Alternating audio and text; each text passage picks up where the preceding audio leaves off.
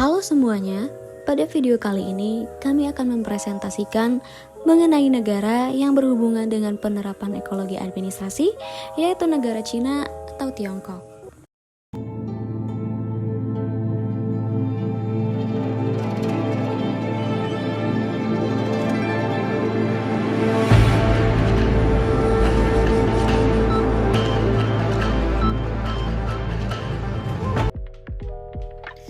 Tiongkok telah menghadapi tantangan lingkungan akibat pesatnya industrialisasi selama beberapa dekade, yang menyebabkan polusi udara, kelangkaan air, dan kontaminasi tanah. Namun, pemerintah Tiongkok telah mengambil beberapa langkah untuk mengatasi masalah ini dan mempromosikan perlindungan lingkungan. Berikut adalah beberapa kebijakan dan inisiatif utama yang telah diterapkan oleh Tiongkok untuk mendorong administrasi ekologi. Nah, yang pertama yaitu inisiatif sabuk dan jalan, atau bisa disebut sebagai BRI. BRI Tiongkok adalah strategi pembangunan infrastruktur global yang bertujuan untuk menghubungkan Asia, Eropa, dan Afrika. Meskipun inisiatif ini mendapatkan kritik karena mendanai pembangkit listrik tenaga batu bara di luar negeri, Komisi Pembangunan dan Reformasi Nasional Tiongkok telah mengeluarkan pedoman baru untuk menghijaukan BRI. Pedoman tersebut menyatakan bahwa pemerintah Tiongkok akan secara aktif memainkan peran utama dalam meningkatkan dukungan kebijakan untuk pembangunan ramah lingkungan, membangun platform pertukaran dan kerjasama ramah lingkungan, dan membangun sistem pencegahan dan pengendalian risiko lingkungan. Poin selanjutnya mengenai undang-undang dan kebijakan lingkungan hidup di Tiongkok. Hal ini mencakup beberapa aspek. Undang-undang yang relevan antara lain adalah Undang-Undang Perlindungan Lingkungan Hidup dan Undang-Undang Kehutanan. Undang-undang tersebut mengatur pengendalian polusi udara dan air, pengelolaan limbah, perlindungan sumber daya alam, dan pengelolaan hutan.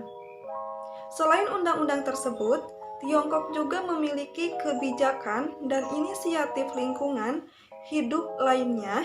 Beberapa di antaranya adalah kebijakan pengenaan kantong plastik berbayar untuk mengurangi penggunaan kantong plastik, kemudian kerjasama pelestarian lingkungan dengan ASEAN, dan fokus pada industri hijau. Tiongkok juga telah mengambil langkah-langkah untuk mengurangi emisi gas rumah kaca dan polusi udara, pengendalian polusi air, melindungi ekosistem alam, mengelola limbah dengan lebih baik, dan mengkonservasi sumber daya alam. Baik, selanjutnya teknologi ramah lingkungan dan praktik ramah lingkungan. Kota-kota ramah lingkungan di Tiongkok berupaya mengurangi emisi karbon, meningkatkan efisiensi sumber daya, dan mendorong pembangunan berkelanjutan. Dengan memanfaatkan teknologi ramah lingkungan, infrastruktur berkelanjutan, dan praktik ramah lingkungan, kota ramah lingkungan di Tiongkok bertujuan untuk mempromosikan perlindungan lingkungan. Selanjutnya, meningkatkan dukungan kebijakan terhadap pembangunan ramah lingkungan. Tiongkok telah berkomitmen untuk secara signifikan meningkatkan kemampuan pembangunan ramah lingkungan dari perusahaan-perusahaan di luar negeri dan meningkatkan sistem pencegahan dan pengendalian risiko lingkungan untuk proyek-proyek di luar negeri pada tahun 2030. Langkah selanjutnya yaitu mengurangi penggunaan batu bara dan berinvestasi pada energi terbarukan.